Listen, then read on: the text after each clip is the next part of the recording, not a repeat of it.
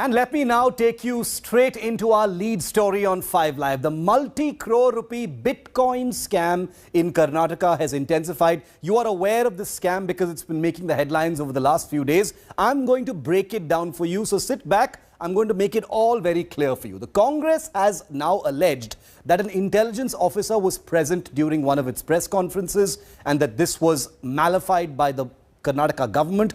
Now, Karnataka's Home Minister has claimed that Mohammad Nalapad, the son of a Congress MLA, won the Youth Congress elections with the help of the man accused of being the kingpin behind this entire Bitcoin Nataka.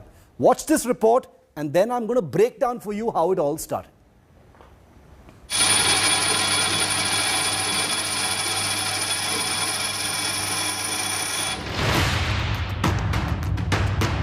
It's what everyone's talking about across the world. Bitcoin and cryptocurrency, the big buzzwords today, with everyone debating whether you should invest in it or not. But in Karnataka, it's a Bitcoin scam that's got the political corridors talking. The multi-crore 2019 scam has led to a political showdown in the state like no other. And the latest sticking point is this footage. CCTV video from a Congress news briefing in Bengaluru on Wednesday, where the party claims a state intelligence officer was mysteriously present. So you need to ask the CM, why in a press conference, why is a plainclothesman coming here from the intelligence department? It's very clear why they are diverting. Because everybody is hand in glove in it. Everybody is neck deep in it. Including police officers? Everybody. The ruling BJP in Karnataka has fired a counter-attack to deflect the Congress's missile, claiming a direct link between main accused hacker Sri Krishna, aka Shriki, with a Congress MLA's son. Mohammad Nalapad, MLA N.A. Harris's son's link with the hacker was mentioned in the Bitcoin scam charge sheet, but Nalapad has dismissed any role in the scam. Nowhere in the charge sheet or nowhere in any of the document it says that we have done any crime. Knowing someone cannot be a crime, and we have not done anything beyond. But the BJP obviously isn't convinced, with the state home minister claiming Nalapad rigged the Youth Congress elections using Shriki's help. ನಮ್ಮ ಚುನಾವಣೆಯನ್ನು ಕೂಡ online ನಲ್ಲಿ ನಡೆದಿದ್ದು ಹೌದು ನಮಗೆ ಆಶ್ಚರ್ಯ ಆಯ್ತು ಅಷ್ಟು ವೋಟ್ಗಳು ಒಂದೇ ಕಡೆ ಹೋಗ್ಬಿಟ್ಟಿದೆ ಅಂತ ಹೌದು ನಾವು ಮತ್ತೆ ಅಬ್ಜೆಕ್ಷನ್ ಮಾಡಿದ್ವಿ ನಮ್ಮ ಅಧ್ಯಕ್ಷರಿಗೆ ನಮ್ಮ ತಕರಾರು ಪತ್ರವನ್ನ ಕೊಟ್ಟಿದ್ವಿ ಆಶ್ಚರ್ಯ ಅಂತ ಹೇಳಿದ್ರೆ ಈ ರೀತಿ ಆಗಿದ್ದು ಹ್ಯಾಕಿಂಗ್ ನಿಂದ ಆಗಿದೆ ಅಂತ ನಮ್ಗೆ ಅನುಮಾನ ಇದೆ ಓಕೆ ಸರ್ ಇದನ್ನು ವಿಚಾರಣೆ ಮಾಡಬೇಕು ನೀವು ಅಂದ್ರು ನನಗೆ ದಯವಿಟ್ಟು ನೀವೇನ್ ಪತ್ರ ಕೊಟ್ಟಿದ್ರಲ್ಲ ಕಂಪ್ಲೇಂಟ್ ಕೊಟ್ಟಿದ್ದೀರಿ ಹ್ಯಾಕಿಂಗ್ ಆಗಿದೆ ಅಂತ ಓಕೆ ಅದನ್ನ ಆ ಪತ್ರನ ದಯವಿಟ್ಟು ಪೊಲೀಸಿಗೆ ಕೊಡಿಸಿ. The Congress has dismissed this allegation, saying Shriki was in jail during the polls and has called the BJP's tirade a diversionary tactic. Oh, Home Minister is a madman. First he has to be sent to the Nimans for checking. First he has to be sent to the Nimans man. He doesn't know. When he was in jail, he should have a basic common sense what he speaks. With the Karnataka Bitcoin scam politics taking center stage and questions over a fair probe, former Karnataka Chief Minister B.S. Yediyurappa has now claimed that even Prime Minister Modi is looking into the Bitcoin scam. Bitcoin ಇದರಲ್ಲಿ ಯಾರೇ ಭಾಗವಹಿಸಿದ್ರು ಸಹ ಅವ್ರ ಮೇಲೆ ಕ್ರಮ ತಗೊಳ್ಳೋದಕ್ಕೆ ಪ್ರಧಾನಿ ನರೇಂದ್ರ ಮೋದಿಯವರು ಎಲ್ಲ ಪ್ರಯತ್ನ ಮಾಡ್ತಾ ಇದ್ದಾರೆ. ಯಾರಲ್ಲಿ ಯಾವುದೇ ದಾಖಲೆಗಳಿದ್ದರೂ ಯಾವುದೇ ಪಕ್ಷದಲ್ಲಿದ್ದರೂ ಅದಕ್ಕೆ ಸಂಬಂಧಪಟ್ಟ ದಾಖಲೆಗಳನ್ನು ಕೊಟ್ಟರೆ ನಿಶ್ಚಿತವಾಗಿ ಅವ್ರ ಮೇಲೆ ಕ್ರಮ ತಗೊಳ್ತೇವೆ. ಯಾರನ್ನು ಮುಚ್ಚಿಡೋ ಪ್ರಶ್ನೆ ಇಲ್ಲ, ಯಾರಿಗೂ ರಕ್ಷಣೆ ಕೊಡುವಂಥ ಪ್ರಶ್ನೆ ಉದ್ಭವ ಆಗುತ್ತೆ. With Nagarjun Dwarkanath in Bengaluru, Bureau Report, India Today. So if you're confused about where this entire Bitcoin scam actually came from, how it started, let me break it down for you because it's been a few days, it's been a few weeks, in fact it's been a few months. November 2020 is when this whole thing actually started, when the Bengaluru police arrested hacker Sri Krishna Ramesh, aka Shriki. We'll refer to him as Shriki. Now the peddler and this hacker Shriki were held for apparently buying drugs using Bitcoin. This was in November last year, 1 year ago. Shriki allegedly distributed drugs to politicians and businessmen in November 2020. Now, the Central Crime Branch seized 31 bitcoins worth around 9 crore rupees from Shriki in February 2021. That's very crucial. Now, the Central Crime Branch filed a charge sheet in the case in March 2020. The Karnataka government handed over the case to the Enforcement Directorate in April 2021, this year.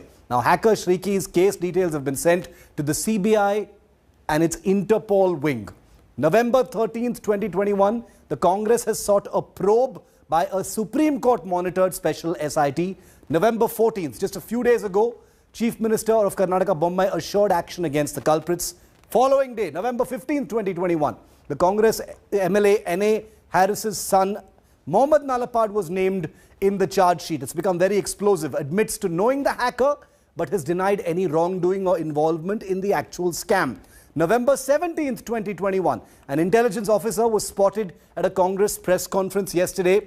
Very mysteriously now, the Congress says this shows some kind of malafide intent. November 18th, 2021, the BJP has accused Mohammad Nalapad, the son of a Congress MLA, of winning the Youth Congress elections within his party with the help of this particular hacker. That's an allegation that's been cast on the Congress party by no less than the Home Minister of Karnataka belonging to the BJP. Let's go straight into our face-off now. The Bitcoin Nataka has exploded. Joining me live from Karnataka, Aishwarya Mahadev of the Congress Party, Vivek Reddy, spokesperson of the BJP. Welcome to the both of you. Aishwarya, to you first. We saw those images yesterday of an intelligence officer in plain clothes at the Congress Party press conference. The Congress Party has said this in itself establishes that the Bommai government has something to hide.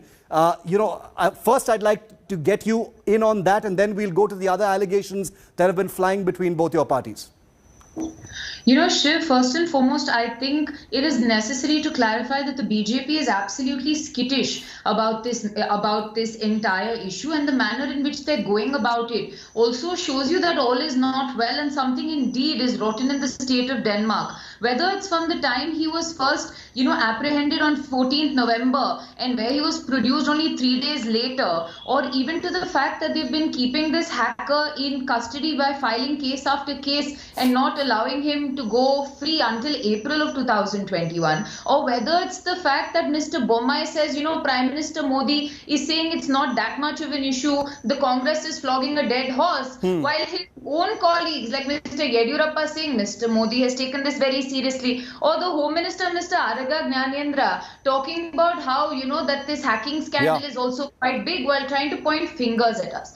The fact of the matter is the BJP is clearly rattled. There is involvement of people at every side. And I believe that and Shiv, it's so funny because the BJP jumps at using the authorities for any tiny sort of issue that there is. But in this, they took months, from November to March, they took months to alert even the authorities that this has happened.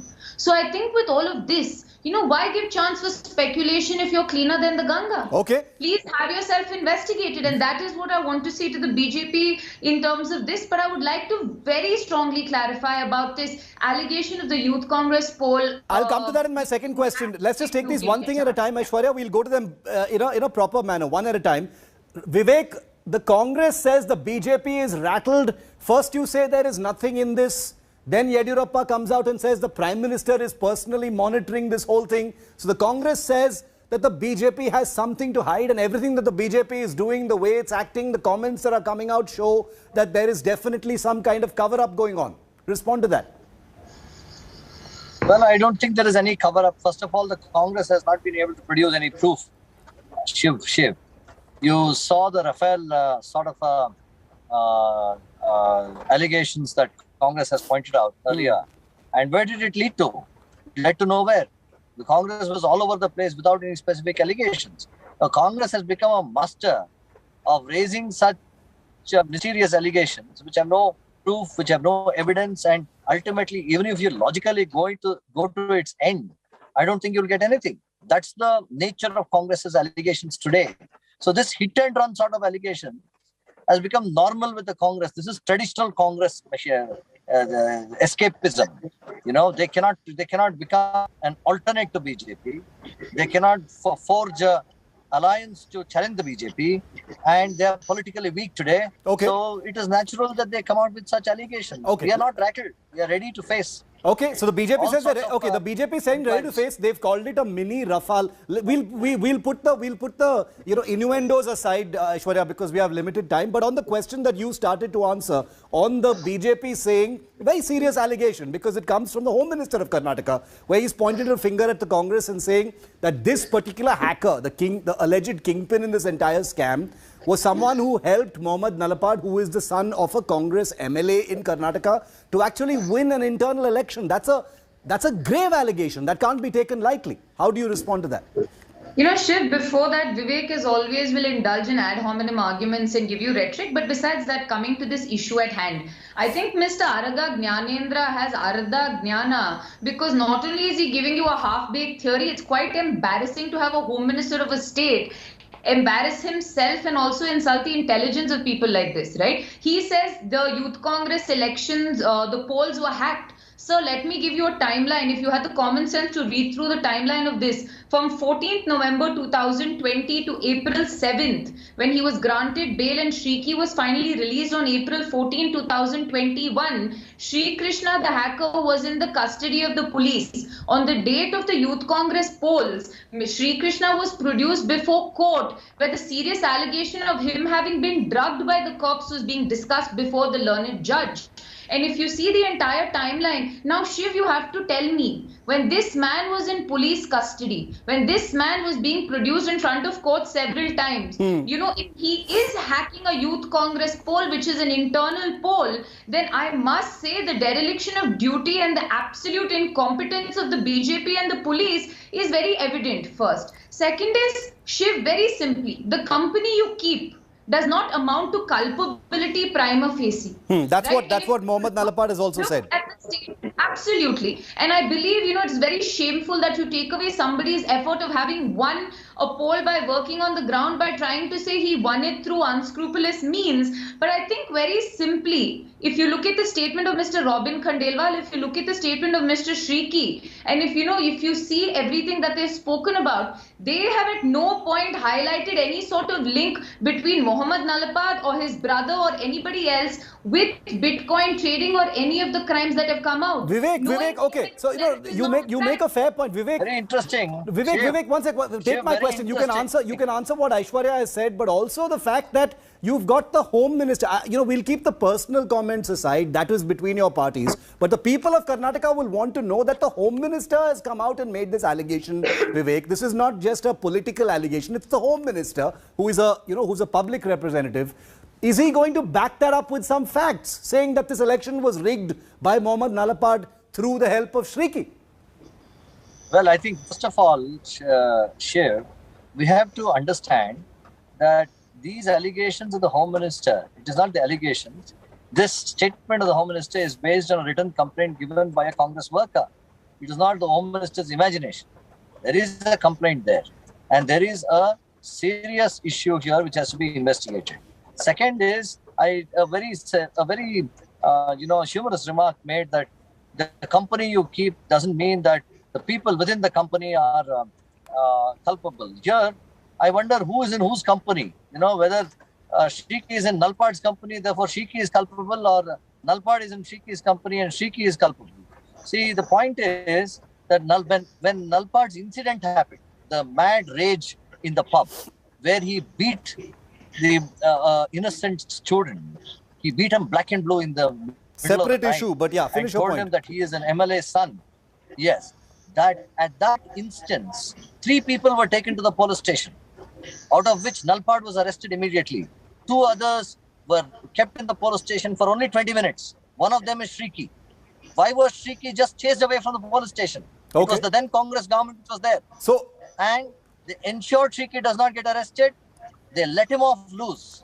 If they had arrested him and made him equally culpable as Nalpad. So Aishwarya, the Congress state president has already said that the Home Minister of Karnataka needs to be sent to, to NIMHANS and things like that. And, these kinds of statements are going to be flying thick and fast between your two parties. But ultimately, it looks at this point of time to be the Congress saying that this is a huge cover-up by the BJP. And the BJP basically saying this kingpin who we are investigating is a close friend of the Congress party, and that's the reason why you guys have gone on the offensive.